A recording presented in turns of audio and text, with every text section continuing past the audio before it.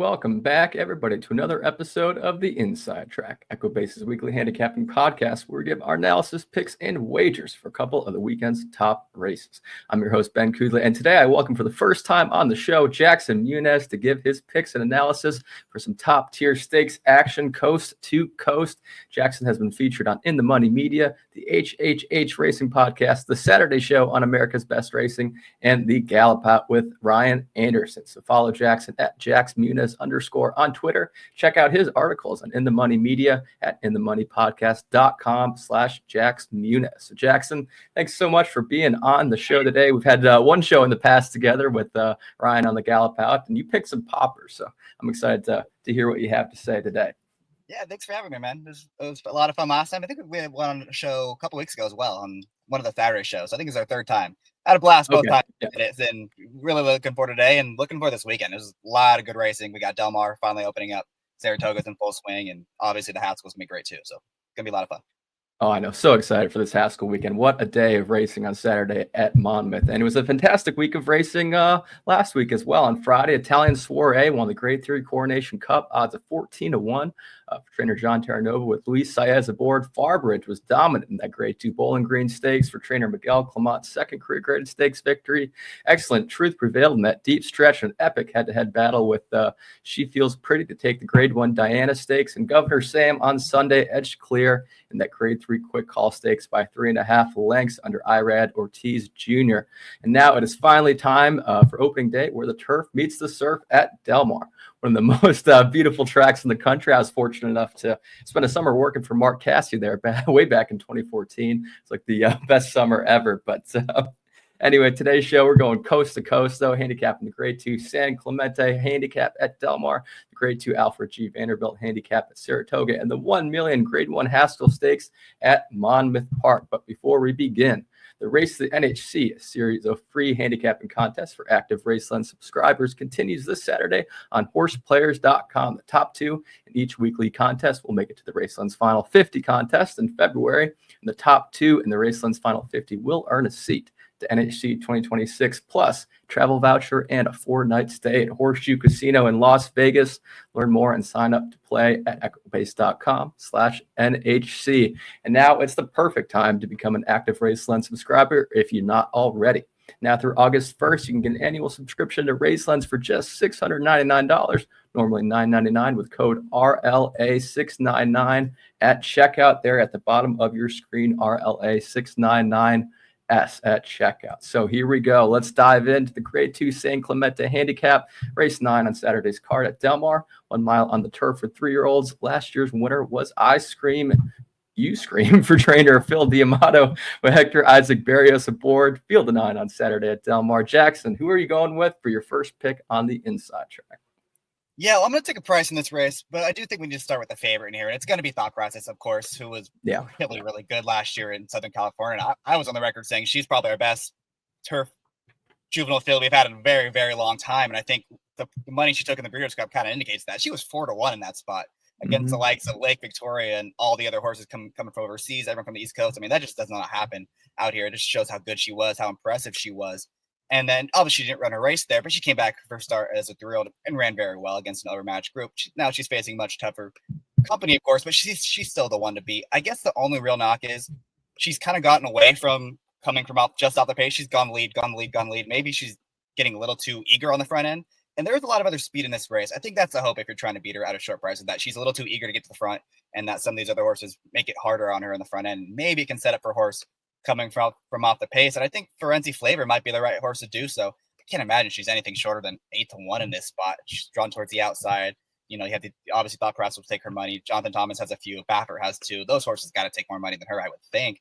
And this is the first time she's ever going to get some legit pace, it sure seems like. I know last time, you know, Jungle Piece set somewhat of a fast pace, but she had it all her own way. And Ferenzi Flavor was, you know, she was wide the whole time, never really got any coverage, wide trip, just kept grinding away. And that was on a turf course that is typically pretty speed favored. Now she gets to Del Mar, where it's a turf course that is usually more closer friendly. Horses with late kick do really well in here. I just think she's set up for a big race in this spot. I think she's going to get the right kind of trip. She's going to get the pace in front of her, and just a matter of can she take that step forward and come running on late. Oh, I love it. I can't knock that at all. I actually got her in my third spot, and definitely you're right on the money there with Del Mar kind of favoring those closers. So I kind of went with that as well. So for my top pick, I went with the one here, Will Then. I'm assuming will probably be second choice to thought process, but or a Will filly for the Jonathan Thomas barn with Mike Smith, first time riding. Interesting filly with the progression. Started her career at Kentucky Downs last August, going a mile on the turf, finished 10th by 19 3/4 lengths. But some horses love Kentucky Downs, some hate it. So it's just a unique course. It's hard to judge. So throw that one out. Ships up to Woodbine, breaks her maiden by a length and a quarter over Tis for Money, who came back to win in her next start. And then about a month later, she runs in the grade 3 Jimmy Durante at Del Mar, going a mile on the turf, and just a really impressive performance. Closed like a freight train, gaining with every stride. Drew clear to win by 2 1/4 lengths over Kazula. The 2 in here came back to win the Blue Northern Stakes next time out. And she takes a 4-month layoff after winning the Jimmy Durante and comes back to win the China Doll Stakes, going a mile on the turf at Santa Anita by a length and a half over Amarita, the 6 in here. She and her career best 100 Echo-Pace speed vehicle for that win. And then last time out, she runs in the Grade 2 Edgewood Stakes on Oaks Day at Churchill. It's just not her day. Finished 5th to Nitrogen, who won the Grade 2 Wonder Again Stakes by 17 lengths next time out. That time, nobody was beating Nitrogen, and she hasn't raced since the Edgewood, but I think this filly is going to come back with some vengeance. She's back at Cali, 1-for-1 at Del Mar, 3-for-4 at this mile distance, ranked second in late pace rating with 100. And over the past year, Jonathan Thomas is 3-for-8 stakes races at Del Mar. He's winning at 33% in all stakes races over the past year. 13 wins from 40 starts, 50% of the money, plus 61% return on investment. Hall of Famer Mike Smith aboard. Nice bullet workout at Santa Anita, July 12th. So I'm all in for Will Then. Yeah, a lot to like about her. Definitely keep an eye on the Jonathan Thomas bar. They won everything last fall at the Fall Me. They won every single turf race, and I think they have a much bigger string for the summer. So keep an eye on them for sure. And to her credit too, she had a lot of minor issues this spring. I remember nothing significant, but they kept missing starts, just barely, like miss one work. And now it seems like this has kind of been the plan ever since the Churchill race, where she didn't run her best race, but that was a much tougher group outside of what the favorite's going to be in here. I don't have any argument against her, just maybe matter what kind of price you're going to get. Yeah, I'm going to guess 5-2. She's going to go off at. I'm hoping for 7-2, but yeah, I don't know. I'll get that one.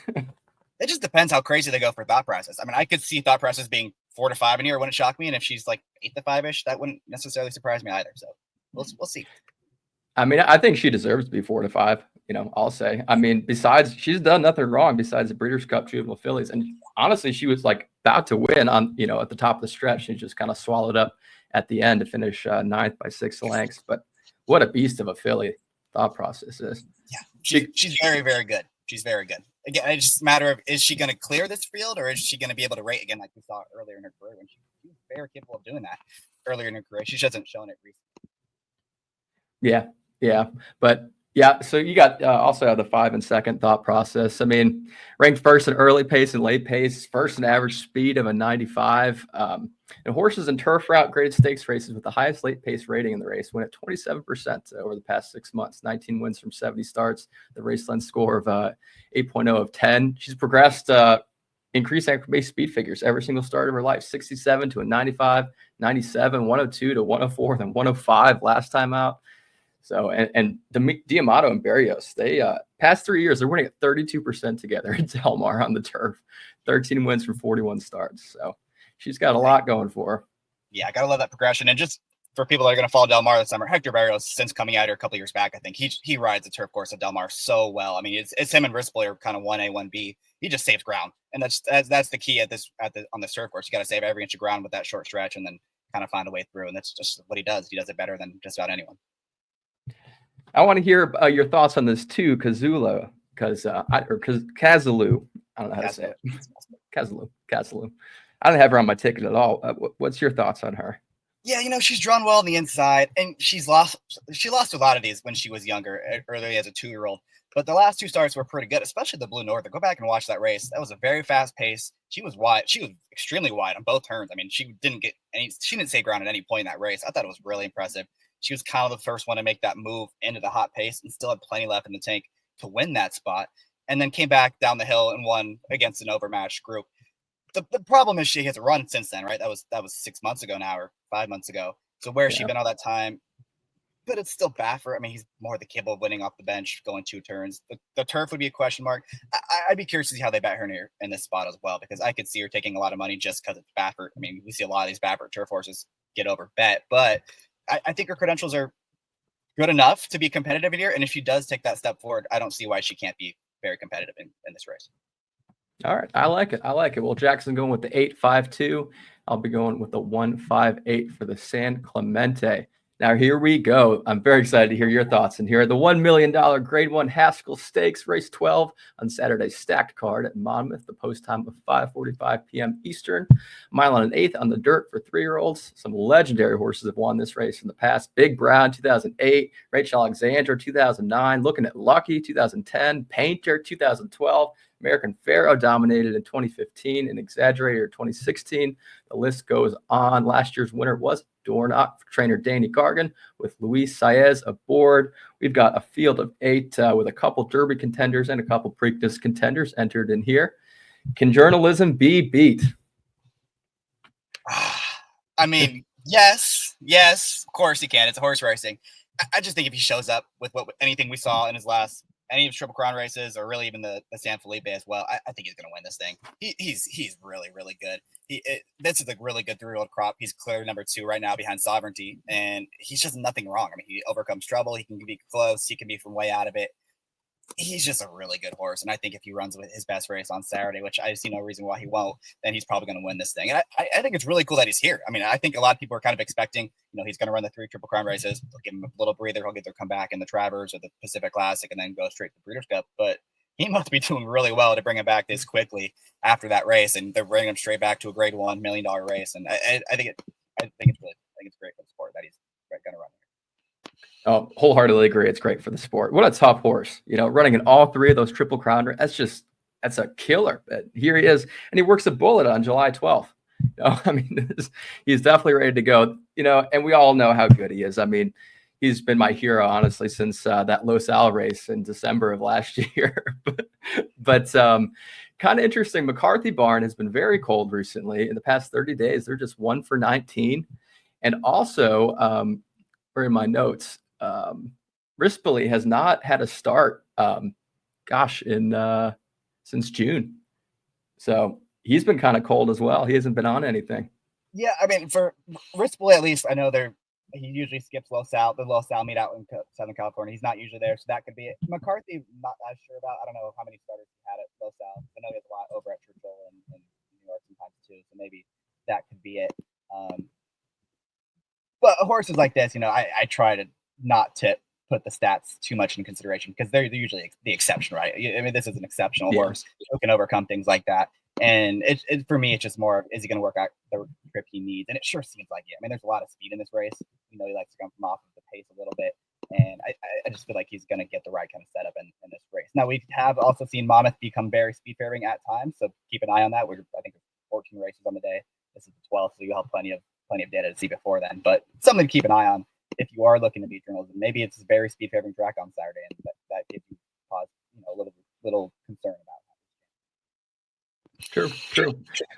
Well, I'm going to go a little different. I'm going to try to beat him. I think you're probably right. If he runs as good as he is, nobody's going to catch journalism. But I am going to try to beat him with a 9-2 Gosker here, a Harvey Clark Racing thoroughbred or homebred Nyquist colt for the Brendan Walsh barn. Luis Saez aboard. A really nice improving colt. Consecutive increasing speed figures every start of his career. Ran second on career debut, main special weight at Gulfstream back in mid-December, going 6 furlongs on the dirt. Takes a 2-month layoff before breaking his maiden by 1.5 lengths in main special weight. Gulfstream going a mile on the dirt. Takes another 2-month layoff before putting on an impressive performance in the Grade 3 Lexington Stakes, winning by 2 lengths with that short stretch there at Keeneland for a mile and 16th races over Bracket Buster. The one entered in here. Takes another 2-month layoff to run in the Grade 1 Preakness, and wow, is he impressive. I mean, narrowly missed by half a length over Journalism, who got in that huge trouble on the inside in the stretch, was able to catch Gosker at the wire in that mile and 3/16 Preakness. But Gosker's speed progression, went to an 80, to a 94, to a 96, then earned a career best 108 for that huge effort in the Preakness. No doubt journalism is a better horse to me, but Gosker is really the only one with a shot against him. Now turning back in distance, Gosker could really shine. Lightly raced 3-year-old compared to some others in here, besides goal-oriented, who only has just 3 starts. But I think Gosker's primed, ready to show his full potential in here. My concern is he might get into a speed duel on the front, but he's shown he can still come off the pace if he needs to in 2 turns, like he did in his win in the Lexington. Walsh and Saiz don't have a ton of starts together, but in the past year, they're winning at 27% together in all races, 9 wins from 33 starts, 45% in the money, plus 26% return on investment. And Saez, he's ridden in 5 previous runnings of the Haskell. He has 2 wins aboard Dornoch and Maximum Security, plus a second and a third aboard Bravazzo and Wildcat Red, respectively. But Gosker has been working pretty decent at Churchill. I think he'll put on a huge performance on Saturday, but most likely journalism's going to win. No, I mean, look, he's a very interesting horse, right? Everything you said makes plenty of sense. He's progressing well. He's drawn well. He can go to the front if he wants it. We've seen him come from just off of it, too, and he's supposed to get the jump on journalism. The only issue I have is, I mean, if he didn't beat journalism last time, how the heck is he going to beat him this time? He had his 5-length head start, all the momentum, and he still got run down. I mean, what more did you need in that race? Now, again, he's going to be 5-1 in this race, and journalism is going to be 2-5 or whatever. So that price difference, I'm not going to argue with you at all. And to his credit, too, like you said, this has been the target all along. After Preakness, they're like, we're going straight to Haskell. This is going to be our goal. We're going to have him primed and ready for this race. It's cutting back an extra half a furlong, which probably is good for him, too. There's things to like about this horse for sure. That's my only concern is how is he going to turn the tables on journalism after last race? But again, the price difference is I'm not going to talk you off of it. Yeah, fair enough. But yeah, he really did have such a head start, and journalists had to like regroup and still caught him. But I see, yeah. I see you got goal oriented in second. What are your thoughts on him? Yeah, I just felt like if someone was gonna beat him, like I said, I couldn't get there with Gosker after last time just because I don't know how he lost that race. Goal oriented though, I feel like has a little bit of upside as well. He's still lightly raced. You know, that race on Derby Day, I know the number came back a little lighter, but that was a day where the rail was just dead, and he spent a good amount of time on the rail the whole time. Still got the job done that day. And then he was one of those horses involved in that scuffle at the top of the stretch in the Preakness. You know, Pratt was trying to hold his ground, trying to keep journalism boxed in. I think he had horse. I don't think he was ever going to beat journalism. I don't think he was beating Gosker, but I think he had horse to where it would have been a lot closer than the final margin would have indicated. And another one where it seems like this has kind of been the target ever since then. They could have brought Rodriguez out here to Monmouth. They chose not to. They chose to bring this horse. He is working sensationally. I mean, he's working really, really well out of Santa Anita. I like the drop. 3 bullets and a work. Oh my goodness. Yeah. I mean, those are fast workouts out here. He looks good on the video too. So I feel like he's one that could take a step forward. I'm not really going to be betting him to win in this race, probably against journalism. But I think if you're trying to get really creative in a race like this, where you feel like you have a really likely winner and a lot of horses that kind of just filler in this field, maybe it's a race where we're going to get really, really aggressive and play straight tries or straight exactas or play straight trifectas. And maybe this is one you just try to hit it cold and hit it a few times. 2-8-6 straight. There you go. Okay. All right. I'm going to go 6-2 straight. Actually, I'm going to box it. I'm going to box that. But I do kind of want to talk about Burnham Square a little bit. I feel like he's always kind of forgotten about. He's won the Grade 3 Holy Bowl, won the Grade 1 Bluegrass with both times Brian Hernandez Jr. aboard. Ran 6th in the Derby after getting bumped and checked at the half-mile pole pretty hard. It's always a question mark how a horse will come back. And how tough the Kentucky Derby can be on a horse, but finished second by half a length last time out to fellow Derby contender East Avenue in that Grade 3 Matt win at Churchill at the beginning of June. He's closing, so maybe this half furlong stretch out will be in his favor. Earned a career best 107 Equibase speed figure for that effort. Been working just absolutely brilliant as well. 3 bullets going into this race. 1 for 1 at this 1.8 distance. And what I really love journalism in here, Burnham Square is actually ranked first in late pace rating with a 113.5, oddly enough. So he's just often overlooked. I don't know. I'm definitely going to add him for third in some trifectas if I can. I kind of chose him over goal oriented. Yeah, and I think you're going to get a better price on him too. I'd say so. And I do agree. I think goal oriented is a horse that's either going to be right there. I feel like he's an all or nothing type, where he's either going to like be a close second or he's going to be like 5th or 6th. Whereas Burnham Square, I'd feel a little bit more comfortable about him. He's very consistent. He shows up every time. Yeah. Obviously, the Derby had some trouble, but he was traveling really well before he had the trouble. So if you are playing underneath type, I don't mind Burnham Square at all. Just for me, he just a little too slow. And yeah, it's fair. But other than that, though, he's supposed to get the setup in here, so I don't hate it. No, I do like your goal oriented though, and I just saw a picture TDN posted on Twitter. The horse looks just amazing out there at Monmouth, so it'll be a fantastic race. So Jackson's going with the 286 for the Haskell. I'm going with 624. Last but not least, we have the Grade 2 Alfred G Vanderbilt Handicap, race 11 on Saturday's card at Saratoga with a post time of 6:13 p.m. Eastern, 6 furlongs on the dirt, 4-year-olds and up. Last year's winner was Nakatomi for trainer Wesley Ward. Tyler Gaffalione aboard, who I believe is finally making his return this weekend at Ellis Park following a broken ankle back in March. Nakatomi and Skelly finished first and second last year, and they're back in on Saturday. Are either of them on your ticket, Jackson? Yeah, I got them both in here. I think they both have good chances in here. I think that's a tough race. I mean, I didn't want to settle for anyone too short. I did go with Skelly on top, and look, Skelly's a horse I've always felt was a little overrated, which is tough for me to say since, he's 12 for 22 and has earned $2 million in his career.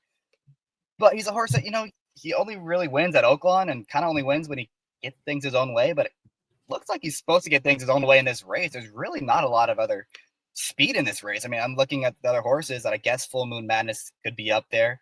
Oh, Mulligan is quick, but I don't think Mulligan's going to be on the lead either in this race after what happened last time when he couldn't beat Bookham Dano. So I think Skelly's going to have things his own way on the front end in this spot. He's going to have every chance to take him a long, long way. And the big thing is he's going to be a price for the first time in a while. He's been odds on his 3 of his last starts and, 9 of his last 10. The only time he wasn't odds on was in the Breeders' Cup. But he's supposed to make the front end. He's 4-1 the morning line. I'd be very happy with 4-1, and I'd be very happy with that as a horse with loan speed. So give me Skelly on top. It's not a pick I love, but I do think he's a value in this race where, they're gonna have to come catch him. And good luck catching Skelly. He's very, very fast. Yeah, that is interesting. You point that out. He's been the favorite in 11 of his last 12 starts, just besides the Breeders' Cup. That's crazy. I went with a little different route here. I went with Nash, a Godolphin homebred 4-year-old Medaglia d'Oro colt with Brad Cox barn with Joel Rosario aboard. He is cross-entered, though, at a listed stake at LS on Sunday, so we'll see what happens but if he does run at Saratoga, I'm definitely going to take him at 8-1. Nash accumulated 13 qualifying points in the 2024 Kentucky Derby Trail, finishing third in the Gun Runner, second in the Grade 3 Lecomte Stakes, but the connections thought he was better suited for a shorter distance, decided not to make a bid for the Derby and instead opted for the Grade 2 Pat Day Mile. Ran second to Seize the Gray in that race, who we all know went on to win the Preakness Stakes last year for the late great D. Wayne Lucas. After Pat Day Mile, he ran in the 7-furlong Grade 1 Woody Stevens and about fell on his face coming out of that gate. Was 20 lengths off the leader at the second point of call and finished a distant 9th. Takes a very long 8-month layoff after the Woody Stevens before returning on the track to an allowance optional claiming at Fairgrounds in February of this year and runs third by 7 lengths. First star off the layoff, going a mile in the 16th on dirt. Comes right back at the end of March to run off 4 1/4 lengths and an allowance optional claiming at Turfway. The all-weather going 6 furlongs. Then it runs an allowance optional at Churchill on May 1st and finishes second to Grade 2 winner World Record, also going 6 furlongs on the dirt. Last time out, runs a career best 109 Equibase speed figure with an allowance optional claimer on a sloppy Churchill track, going 6 furlongs and 107.79, just 0.24 seconds off the track record. This will be first time riding for Rosario. They don't really have a whole lot of starts together, Cox and Rosario. In the past year, they are winning at 44%, 4 wins from 9 starts, 67% in the money. Small sample size, but those 9 starts are from 7 different horses, so take it as you will. The past 3 years, graded stakes races with horses who won last time out. Cox wins at 26%, 50 wins from 196 starts, and a nice race lens angle that shows up in green. In the past 5 years, Cox wins at 39% in graded stakes races with horses owned by Godolphin. Crazy. 34 wins from 88 starts, 69% in the money.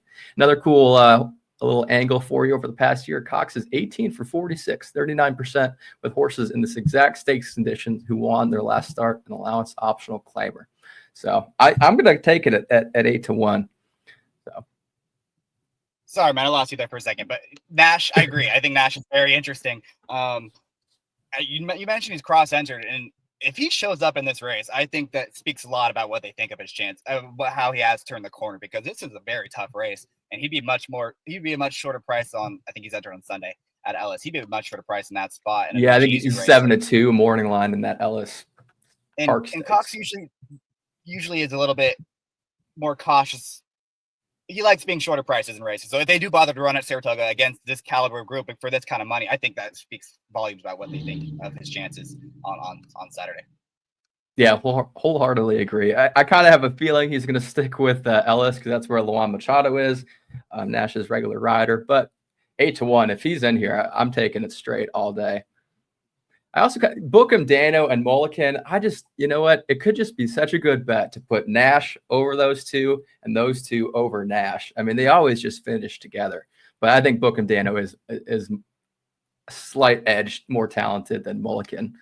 So yeah, like I'm a big Mulliken fan, and something I've started doing when I'm watching replays back, like when I'm watching replays, like how would I feel about how the horse's trip is if I had bet the horse? Like, do I feel good about it? Do I feel neutral? Do I feel like I'm in trouble? And I bet Mulliken last time, and I thought I was winning that race the entire time. I'm like, he's gotten the perfect trip. He's gonna be home free. He's gonna win this thing.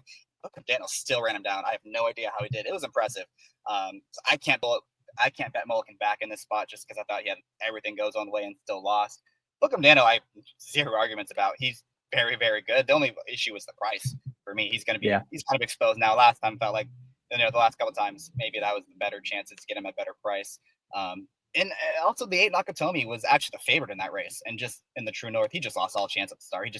He walked out of the starting gate and tried to make a big move. And he was never winning that race after what happened in the start, but he's got plenty of races in his career that make him awfully competitive against a field like this. The Breeders' Cup Sprint, that race just didn't work out for him. That track might've been a little bit speed favoring that day too. The race at Keeneland was definitely speed favoring. I thought he actually ran okay against Federal Judge. And then look what he did last year right here at Saratoga and the Vanderbilt. That was his best race of his career when he got a monster number winning that thing over Skelly. Now he's on the outside. Obviously he needs to break better than he did last time to be competitive. But if he does, he can be right there too. And he's going to be a much better price than he was in June. So I don't have a problem with him either. It's just a really good race. A lot of good sprinters in this group. Absolutely. And we didn't even talk about Baby Yoda, who just shows up and wins at Saratoga for fun every time. I mean, he's very, very good too.